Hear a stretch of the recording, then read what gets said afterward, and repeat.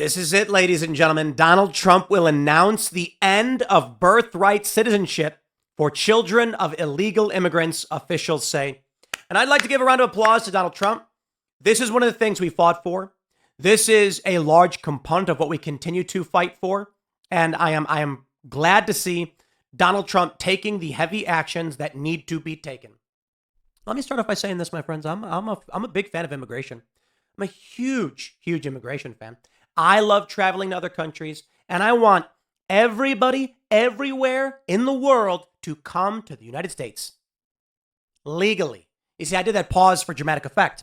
Legally means we have a process by which you can ask to come, and we'll let you in. Now, the reason why I say everyone from everywhere is because should we be able to legally accommodate, we want to take this economic power from other countries. But let me clarify further. This means that we'll probably bring in a very small amount of people because we can't accommodate everyone in the world. And it means that everyone has the right to apply, and then we get to choose the best of the best who want to come here and integrate and become American. When we allow immigration, we are saying the best, the brightest, come here and help us make this country great. It's a good thing. Trump largely agrees. The problem is when we say everyone from everywhere, you can come legally, that means 99.99% never will. And I am saying the door is available for you to knock on. And if you want to come and respect us as a country, we let you in. We do. And that means learning the language, taking part in our culture. This idea that illegal immigrants can violate our laws, spit in our faces, and then have kids. And we're supposed to just be like, okay, they're Americans now. It's wrong. It's wrong, and it erodes the fabric of this nation and will destroy it. Take a look at history, and they will explain to you in every facet how that is the case. So, if you live in any country, you should have the right to apply to immigrate to America. That's right, I said it. And then we'll decide if we're going to let it happen. And I think right now the large discussion is we've had too much. So you can apply, and then we'll consider it. And maybe once we have some openings, which would be few and far between, we let new immigrants come in. Trump's going to announce the end of birthright citizenship, and I do believe he has the authority to do so. This is interesting. Incoming President Trump will announce the end of birthright citizenship for children of illegal immigrants in an executive order on his first day in office. The federal government will no longer recognize the immediate citizenship of children of illegal immigrants born in the U.S. on a prospective basis. Trump had discussed ending birthright citizenship on the campaign trail, but the action could raise legal questions as the 14th Amendment states all persons born or naturalized in the United States and subject to the jurisdiction thereof are citizens of the U.S. and of the state wherein they reside. Yeah, well, let me break it down for you. If you are born here, but are not subject to the jurisdiction thereof, then you're not a citizen. And this is the big question of the 14th Amendment that I believe is patently obvious. I am sick of these people lying to exploit the goodwill of the American people. Let me tell you what America was trying to do. Let's talk about history. We had a civil war. And then we had former slaves. Slavery was abolished in the 13th Amendment unless you're incarcerated. So there is still technically slavery to a certain degree. Work without compensation or minimal compensation. And chattel slavery. And then we have the 14th. You see, at the time they said, okay, what do we do with all these former slaves? Are they citizens? Well, of course, if they were born here and they're subject to our jurisdiction, you are now citizens. It was meant to be a brushstroke for those people at that moment to become citizens and have full rights. It was never meant to be construed that someone from China could fly here on a plane, because they didn't have planes back then, or a ship, give birth to a kid on our shores, and that kid could be president. That was never the intention. But it's really simple. If someone comes to this country from Mexico, from Honduras, from China, from Eritrea, you name it, they are not subjects of our jurisdiction. They're not subject to our jurisdiction. Insofar as they are here and we can have authority on this jurisdiction, yes. But when we arrest this person, guess what? The foreign country can take them out of prison. We can argue with them, but they are subjects to another jurisdiction. The line is actually quite simple. If you are born here, but your parents have rights in other countries that will intervene in when a law is broken, then you're not the subject to our jurisdiction. And it was never intended that you be granted automatic citizenship. That's an absurdity. And it results in the erosion of the fabric and culture of this country. Now, let me say it again for all you guys. No, I'm a fan of immigration. They say Tim Pool's far right. Why? I'm pro-immigration. I've got friends from countries all over the place. I know people from China. Heck, I come from a family of immigrants. Most of us do. We love it. But there's got to be rules and regulations and restrictions.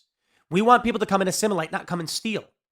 And look, people do. I'm talking about cartels, gang members, people, traffickers.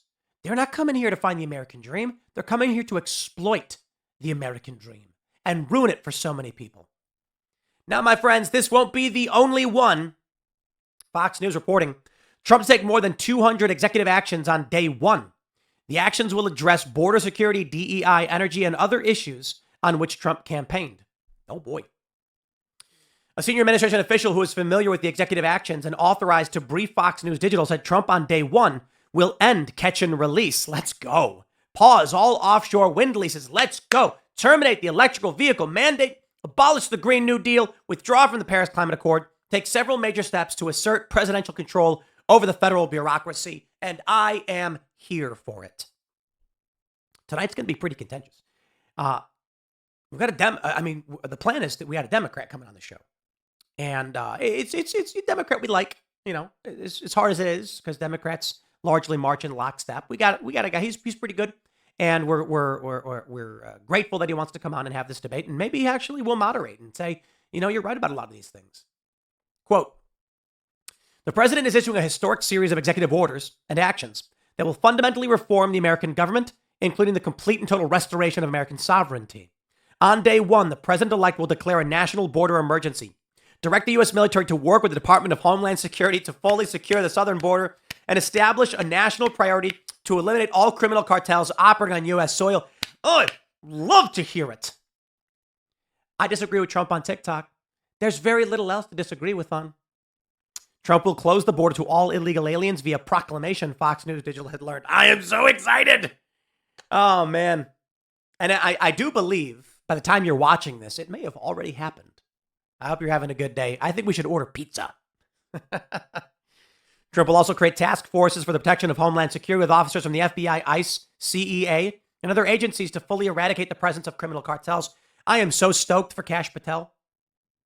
Trump will also direct designations of cartels as foreign terrorist organizations, which the officials said will unlock new authorities to achieve the Trump Homeland Security mission. Fox News Digital has learned that Trump will reinstitute remain in Mexico and direct the military to construct a new area of border wall. He will grant emergency authorities to suspend the entry of illegal aliens across the southwest border, allowing for individuals apprehended to be swiftly returned to their countries of origin. Trump will fully unleash Alaskan energy. Let's go! Which the official described as essential to U.S. national security.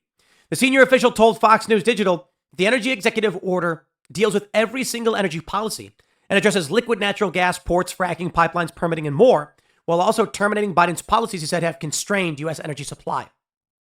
Now, it is fair to say, many reports say that Biden actually increased our production, but it wasn't without putting caps and blocks and actually negative. It was a mixed bag. I'll put it like that. I think it's fair to say, we pulled up oil production. It was up, but let's see Trump crank that knob to 11. The official also said Trump will fully reform the federal bureaucracy by reestablishing presidential control over the career federal workforce and make clear to federal workers that they can be removed from posts for failing to comply with executive directives. Trump will sign an executive order to strengthen presidential control over senior government officials and implement a new merit-based hiring review. Trump will also take action to return federal workers to in-person work. The official also said Trump will end the weaponization of the federal government and restore freedom of speech and end federal censorship. Trump, on his first day, will also suspend the security clearances of the 51 national security officials who lied about the Hunter Biden laptop. I want him to go after Burisma. I want him to shut down the Ukraine garbage. He is also expected to establish biological sex definitions, rename places like the Gulf of Mexico, which will become the Gulf of America. The decline of empire never looked so good, my friends. Trump on day one will also end all diversity, equity, and inclusion programs across the federal government. You love to hear it. Donald Trump is the greatest president of my lifetime. I'll say it again. If he gets all this done, I'm hoping he does. He will establish a new Department of Government Efficiency hiring freeze, and the official said gain control over foreign aid and NGO funding. He is reasserting muscular control of the executive branch of the U.S. government. As for reducing the cost for American families, Trump will sign a presidential memorandum directing all agencies and departments to remove all federal actions that increase costs for families and consumers, which the official told Fox News Digital will be the beginning of Trump's historic deregulatory effort. Oh, just bring a sledgehammer to the bureaucracy. Let's go. I hear the helicopters, man. It is amazing to be here. I am so ecstatic. I am so optimistic. This is an incredible day. Man, there is a massive federal workforce that has been moving its objectives at the expense of the American people, and President Trump is taking command, saying you will serve the American people and only American people. This is about stopping corrupt, abusive behavior and refocusing the government on its fundamental duties to the American people. Incoming Trump administration officials told Fox News Digital that the overarching theme of his day one action is promises made, promises kept. Trump has always been a man of his word. As soon as President Trump places his hand on the Bible and swears the oath of the United States Constitution, the golden age of America will begin. White House Press Secretary Carolyn Leavitt told Fox News Digital, the American people will have a leader who will deliver on the promises he made to restore the country's greatness. When you get libertarians, former Democrats, and Republicans lining up and cheering on this man, you know something great is coming. Something great. The president-elect on Sunday previewed one of his day one executive orders related to the popular video sharing app TikTok, which is forced to go dark in the U.S. following. No, it was not that. It's a lie. It's not true. You see, I got no problem. I have no fear. Nobody's going to come and retaliate against me for calling out the TikTok executive order and what happened. I have zero fear. I know that I'm going to go to an inauguration party and they're going to say, hi, Tim, and we're going to shake hands.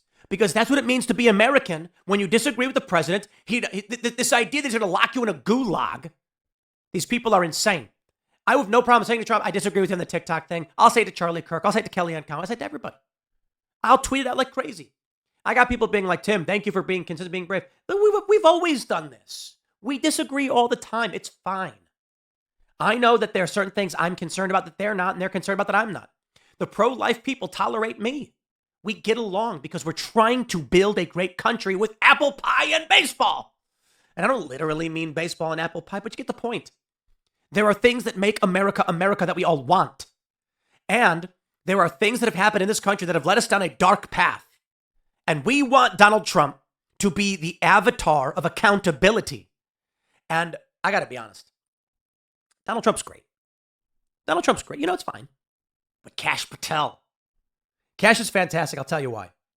He's not a crackpot, far-right, burn the government down guy. He's not calling for abolishing the FBI. He's fairly moderate, straightforward, fix the problems, get rid of the corruption, and run the agency like it should be run. He's not saying dismantle and abandon the FBI. There are a lot of people out there that think we should abolish the FBI. Kash Patel is not saying that. He's being reasonable. And that's what I want to see. That dude is awesome. And it was an honor and a privilege to have him sit with me on numerous episodes of Timcast IRL and break down the problems that are going on in this country and how we can fix it. The weaponization of government comes to an end right now. People who believe in America believe in America. These far leftists, these crony neo-lib neocon types who try to subvert this country and burn it to the ground, oh, they're terrified.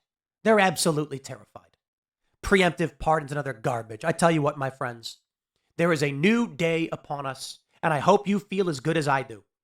I know that Donald Trump is going to do things that I don't like. I believe he will be a marginally good president. I have said it. I said it last year, and I'll say it again today on the day he becomes president. Don't expect him to be the savior on a Pegasus with a golden sword. He's going to be a president who just does pretty good. And that's what we can only ever beg for. Because every president of my life outside of this man has been miserably bad. The Obama era was a disaster. Bush was a disaster. Clinton, though, I was a little kid. We have not seen great presidents until Donald Trump in my lifetime. And that's saying a lot. Saying a lot. I know a lot of people like Reagan, but Reagan did bad things too. Far from perfect. And just because Carter was bad doesn't mean Reagan was good. But I wasn't alive for Reagan. Actually, I think I was alive for 2 years of Reagan. That doesn't mean much. I didn't live it. In my lifetime, I have seen Donald Trump be the first president to actually try and keep his promises to the best of his abilities, even if the promises were silly. a big, beautiful wall from sea to shining sea. And he tried building it. Bollard fencing, triple layer, razor wire. He tried to secure our border.